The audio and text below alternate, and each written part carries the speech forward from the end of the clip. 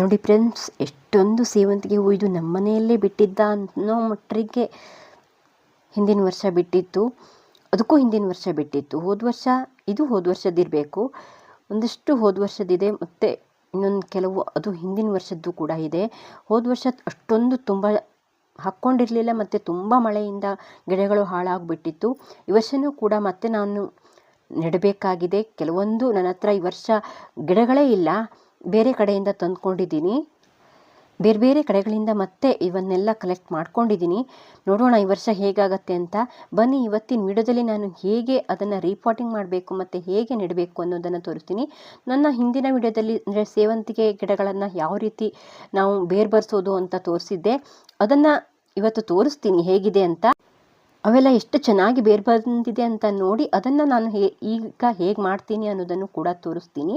ಮತ್ತು ರಿಪೋರ್ಟಿಂಗ್ ಮಾಡೋದು, ಪಾಟಿಂಗ್ ಮಿಕ್ಸ್ನ ಯಾವ ರೀತಿ ಹಾಕ್ತೀನಿ, ಎಷ್ಟು ಚೆನ್ನಾಗಿ ಹೂ ಬಿಡಬೇಕಾದ್ರೆ ನಾವು ಎಷ್ಟು ಗೊಬ್ಬರಗಳನ್ನು ಹಾಕಬೇಕು ಅನ್ನೋದನ್ನು ಕೂಡ ನಾನು ಹೇಳ್ತೀನಿ. ಮತ್ತು ಅದನ್ನು ಹೇಗೆ ಕೇರ್ ಮಾಡಬೇಕು ಅನ್ನೋದನ್ನು ಸ್ವಲ್ಪ ಮಟ್ಟಿಗೆ ಹೇಳ್ತೀನಿ. ನೀವು ನನ್ನ ಚಾನಲ್ಗೆ ಹೊಸಬರಾದರೆ ಸಬ್ಸ್ಕ್ರೈಬ್ ಮಾಡ್ಕೊಳ್ಳಿ, ಹಾಗೆ ಪಕ್ಕದಲ್ಲಿರೋ ಬೆಲ್ಲೈಕನ್ ಕ್ಲಿಕ್ ಮಾಡಿ ಆಲ್ ಅಂತ ಸೆಲೆಕ್ಟ್ ಮಾಡಿಕೊಂಡ್ರೆ ನಾನು ಹಾಕುವ ಎಲ್ಲ ವಿಡಿಯೋದ ನೋಟಿಫಿಕೇಷನ್ ನಿಮಗೆ ಬರುತ್ತೆ. ಹಾಗೆ ಒಂದು ಲೈಕ್ ಮಾಡಿಬಿಡಿ ಫ್ರೆಂಡ್ಸ್. ನನ್ನ ಮತ್ತೊಂದು ಚಾನಲ್ JH ಕನ್ನಡ ಸ್ಟೋರೀಸ್, ಆ ಚಾನಲ್ಗೂ ಸಬ್ಸ್ಕ್ರೈಬ್ ಮಾಡಿ. ನೋಡಿ, ಇದೆಲ್ಲ ನಾನು ಉಂಡೆ ಮಾಡಿ ನೆಟ್ಟಿರೋದು ಎಷ್ಟು ಚೆನ್ನಾಗಿ ಬಂದುಬಿಟ್ಟಿದೆ ಅಂತ. ಇದನ್ನೆಲ್ಲ ಈಗ ಇಷ್ಟು ದೊಡ್ಡ ಆಗಿದ್ದರೆ ನಾವು ಇದನ್ನು ಪಿಂಚಿಂಗ್ ಮಾಡಿಬಿಡಬೇಕು. ಇದನ್ನು ನಾನು ಈಗ ಇನ್ಮೇಲೆ ರಿಪೋರ್ಟಿಂಗ್ ಮಾಡಬೇಕು. ಈಗ ಇವೆಲ್ಲ ರಿಪೋರ್ಟಿಂಗ್ ಮಾಡಿದರೆ ಗಿಡ ಇನ್ನೂ ಚೆನ್ನಾಗಿ ಬರುತ್ತೆ. ನೋಡಿ, ಈ ರೀತಿ ಸಣ್ಣ ಗಿಡದಲ್ಲೇ ಮೊಗ್ಗು ಬಂದರೆ ಅದನ್ನು ಪಿಂಚಿಂಗ್ ಮಾಡಿಬಿಡಿ, ಅದು ಅಗಲವಾಗಿ ಬರುತ್ತೆ. ನೋಡಿ, ಇಲ್ಲಿ ನಾನು ನೋಡಿ ಈ ರೀತಿ ಉಂಡೆಗಳನ್ನೆಲ್ಲ ಮಾಡಿ ಇಟ್ಟಿದ್ನಲ್ಲ, ಅದಕ್ಕೆಲ್ಲ ಯಾವ ರೀತಿ ಬೇರು ಬಂದಿದೆ ಅಂತ ನೋಡಿ. ಇಷ್ಟೊಂದು ಚೆನ್ನಾಗಿ ಬೇರು ಬಂದಿದೆ, ಎಲ್ಲ ಗಿಡಗಳಿಗೂ ಚೆನ್ನಾಗೇ ಬೇರು ಬಂದಿದೆ. ಇದನ್ನು ನಾವು ಈಗ ಈಸಿಯಾಗಿ ಕವರಿಗೆ ಹಾಕ್ಬೋದು. ನಾನಿಲ್ಲಿ ಇವತ್ತು ಯಾವ್ಯಾವ ರೀತಿಯಲ್ಲಿ ನಾನು ಕವರಿಗೆ ಹಾಕಿದ್ದೀನಿ, ಮತ್ತು ಈಗ ಅದನ್ನು ರಿಪೋರ್ಟಿಂಗ್ ಮಾಡೋದು ಹೇಗೆ, ರಿಪೋರ್ಟಿಂಗ್ ಮಾಡಬೇಕಾದ್ರೆ ಮಣ್ಣನ್ನು ತಗೊಳ್ಳೋದು ಹೇಗೆ ಅನ್ನೋದನ್ನೆಲ್ಲ ಹೇಳ್ತೀನಿ. ನೋಡಿ, ಎಷ್ಟು ಚೆನ್ನಾಗಿ ಬೇರು ಬಂದಿದೆ ಅಂತ ನೋಡ್ತಾ ಇರ್ಬೋದು ನೀವು. ಈಗ ನಾವು ಇದನ್ನು ಬೇರೆ ಸಣ್ಣ ಕವರಿಗೆ ಹಾಕ್ಕೋಬೇಕು. ನೋಡಿ, ನಾನಿಲ್ಲಿ ಉಂಡೆನ ಮಾಡ್ಕೊಂಡಿದ್ನಲ್ಲ, ಅದನ್ನೆಲ್ಲ ನಾನು ಒಂದು 10% ಮಣ್ಣು ಗೊಬ್ಬರ ಹಾಕಿ 10% ಗೊಬ್ಬರ ಹಾಕಿದ್ದೀನಿ ಅಷ್ಟೇ ಮಣ್ಣಿಗೆ. ಆ ರೀತಿ 10% ಸ್ವಲ್ಪ ಭತ್ತದ ಹೊಟ್ಟನ್ನು ಹಾಕ್ಕೊಂಡು ಮಿಕ್ಸ್ ಮಾಡಿ ನಾನು ಸಣ್ಣ ಕವರಿಗೆ ಇದನ್ನು ಹಾಕ್ತೀನಿ. ಯಾಕಂದರೆ ನಾವು ಉಂಡೆ ಮಾಡ್ಕೊಂಡಿರೋದು ಹಾಗೆ ನಾವು ದೊಡ್ಡ ಕವರಿಗೆ ಹಾಕಿದಾಗ ಗಿಡ ಸತ್ತೋಗೋ ಸಾಧ್ಯತೆ ಇರುತ್ತೆ. ನೋಡಿ, ಈ ರೀತಿ ಉಂಡೆ ಇರುತ್ತಲ್ಲ, ಅದು ಬೇರು ಬಂದಿದೆ ಆಲ್ರೆಡಿ. ಅದನ್ನು ನಾನು ಈಗ ಸಣ್ಣ ಕವರಿಗೆ ಹಾಕ್ಕೋತೀನಿ. ಹೀಗೆ ನಾವು ಸ್ಟೆಪ್ ಬೈ ಸ್ಟೆಪ್ ಮಾಡ್ತಾ ಹೋಗಬೇಕು. ಇದು ಇನ್ನು 1 ತಿಂಗಳ ನಂತರ ಸ್ವಲ್ಪ ಚೆನ್ನಾಗಿ ಬರುತ್ತೆ. ಆಗ ನಾವು ಇದನ್ನು ಮತ್ತೆ ರಿಪೋರ್ಟಿಂಗ್ ಮಾಡಬೇಕಾಗತ್ತೆ. ಈಗ ನಾವು ಇದನ್ನು ಬದುಕಿಸ್ಕೊಳ್ಳೋದು ಅಷ್ಟೇ. ಉಂಡೆ ಬೇರು ಬಂದಿರತ್ತಲ್ಲ, ಅದನ್ನು ನಾವು ನೆಟ್ಕೋಬೇಕು. ಹಾಗೆ ನಾವು ಇದನ್ನು ನೀರನ್ನು ಹಾಕಿ 1-2 ದಿವಸ ನೆರಳಲ್ಲಿಡಿ, ಆಮೇಲೆ ಸ್ವಲ್ಪ ಬಿಸಿಲು ಬರುವಂಥ ಜಾಗದಲ್ಲಿ ಇಡಬೇಕು. ನೋಡಿ, ಇದು ಬೇಗ ಬೇರು ಬಂದುಬಿಡತ್ತೆ ಈ ರೀತಿ ನಾವು ನೆಟ್ಟಾಗ. ನೋಡಿ, ಈ ರೀತಿ ಆ ಉಂಡೆನ ಇದರೊಳಗಡೆ ಇಟ್ಟು ತುಂಬ ಈಸಿಯಾಗಿ ಬಂದುಬಿಡತ್ತೆ. ಈಗ ನಮಗೆ ಸ್ವಲ್ಪ ಪ್ರೆಸ್ ಮಾಡಿದರೆ ಸಾಕಾಗತ್ತೆ. ಇದು ಇನ್ನು 1 ತಿಂಗಳ ಬಿಟ್ಟು ಚೆನ್ನಾಗಿ ಬೇರು ಇನ್ನೂ ಸ್ವಲ್ಪ ಡೆವಲಪ್ ಆಗಿರುತ್ತೆ. ಆಮೇಲೆ ನಾವು ಇದನ್ನು ರಿಪೋರ್ಟಿಂಗ್ ಮಾಡ್ಬೋದು. ಬನ್ನಿ ಫ್ರೆಂಡ್ಸ್, ನಾನು ರಿಪೋರ್ಟಿಂಗ್ ಮಾಡಲಿಕ್ಕೆ ಯಾವ ರೀತಿ ಪಾಟಿಂಗ್ಸ್ನ ತಗೋತೀನಿ ಅಂತ ಹೇಳ್ತೀನಿ. ನೋಡಿ, ಇಲ್ಲಿ 2 ಪಾರ್ಟು ಮಣ್ಣನ್ನು ತೊಗೊಂಡಿದ್ದೀನಿ ನಾನು. ಇದು ಹುಡಿ ಆಗಿರುವಂಥ ಮಣ್ಣು. ನೋಡಿ, ಈ ರೀತಿ ಮಣ್ಣು ಸ್ವಲ್ಪ ಕಲ್ಲಾಗಿದ್ರೂ ಪರವಾಗಿಲ್ಲ, ತುಂಬ ದೊಡ್ಡ ಕಲ್ಲಿದ್ದರೆ ಮಾತ್ರ ತೆಕ್ಕೊಳ್ಳಿ. ಈ ರೀತಿ ಕಲ್ಲು ಆಗಿದ್ದರೆ ನಾವು ಮರಳನ್ನು ಮಿಕ್ಸ್ ಮಾಡೋ ಅವಶ್ಯಕತೆ ಇರಲ್ಲ. ಇದು ಮರಳು ಮಿಶ್ರಿತ ಮಣ್ಣಾಗಿರುತ್ತೆ.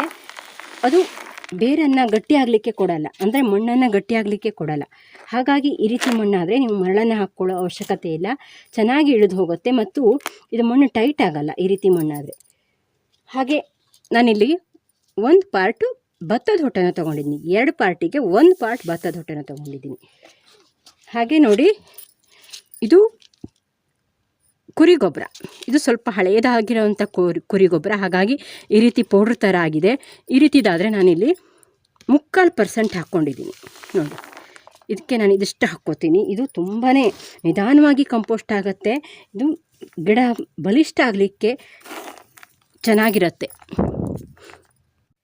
ನೋಡಿ. ಹಾಗೆ ನಾನು ಮಣ್ಣನ್ನು ಎಷ್ಟು ತೊಗೊಂಡಿದ್ದೀನೋ ಅಷ್ಟೇ ಕೌಡಂಗ್ ಕಂಪೋಸ್ಟನ್ನು ತೊಗೊಂಡಿದ್ದೀನಿ. ನಾವು ಸೇವಂತಿಗೆ ಗಿಡಕ್ಕೆ ಎಷ್ಟು ಗೊಬ್ಬರ ಹಾಕ್ತೀವೋ ಅಷ್ಟು ಚೆನ್ನಾಗಿ ಬರುತ್ತೆ.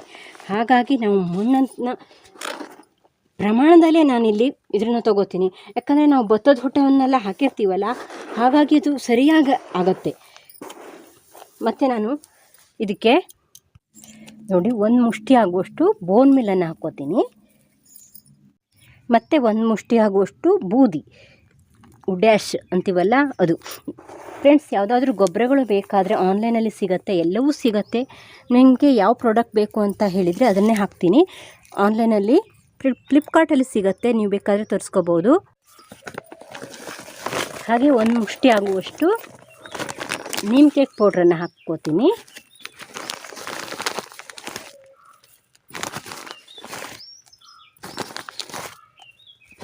ನಾವು ರಿಪೋರ್ಟಿಂಗ್ ಮಾಡಬೇಕಾದ್ರೆ ಇದೇ ಪ್ರಮಾಣದಲ್ಲಿ ಗೊಬ್ಬರಗಳನ್ನು ಹಾಕಿದರೆ ಗಿಡ ಚೆನ್ನಾಗಿ ಬರುತ್ತೆ. ಹಾಗೆ ಒಂದು ಅರ್ಧ ಸ್ಪೂನ್ ಆಗುವಷ್ಟು ಎಪ್ಸಮ್ ಸಾಲ್ಟನ್ನು ಹಾಕ್ತೀನಿ.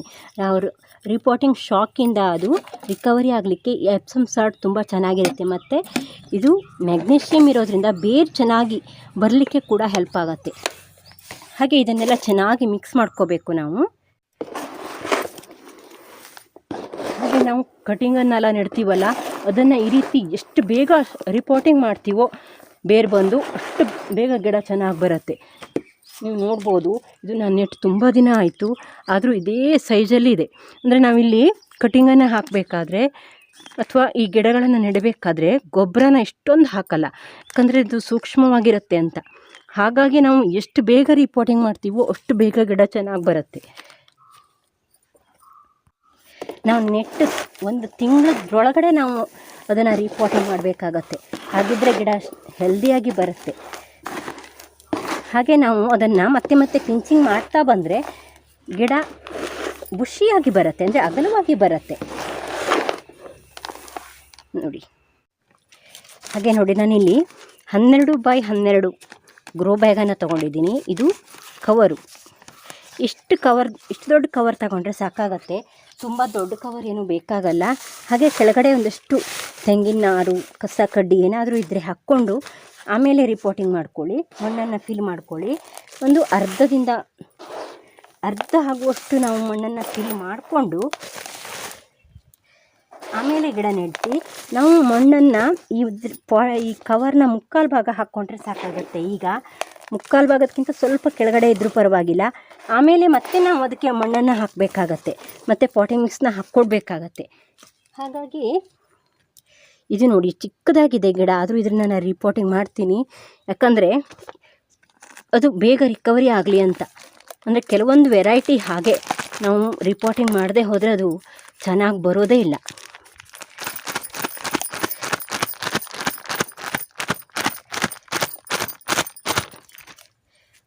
ನೋಡಿ ಈ ರೀತಿ ರಿಪೋರ್ಟಿಂಗ್ ಮಾಡ್ಕೋತೀನಿ. ಇಲ್ಲಿ ಕಟ್ಟಾಗಿಬಿಟ್ಟಿದೆ, ಅದನ್ನು ಹಾಗೆ ಬೇರೆ ಉಂಡೆ ಕಟ್ಟಿಡ್ತೀನಿ. ನೋಡಿ, ಇದು ಎತ್ತರ ಆಗಿಬಿಡುತ್ತೆ. ನಾನು ಇಷ್ಟಿಷ್ಟು ಮಣ್ಣು ಹಾಕ್ತೀನಿ ಅಷ್ಟೇ.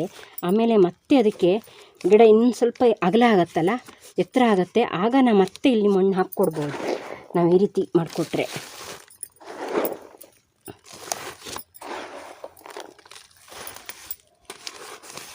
ನೋಡಿ ಈ ರೀತಿ.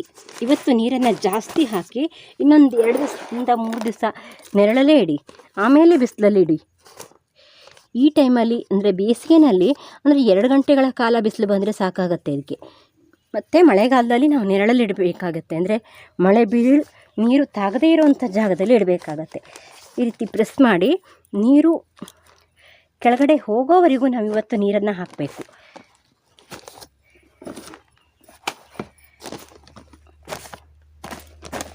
ಹೀಗೆ ಮಾಡಿ, ಯಾಕಂದರೆ ಏರ್ ಬಬ್ಬಲ್ ಇದ್ದರೆ ಕವರ್ ಆಗುತ್ತೆ ಅಂತ.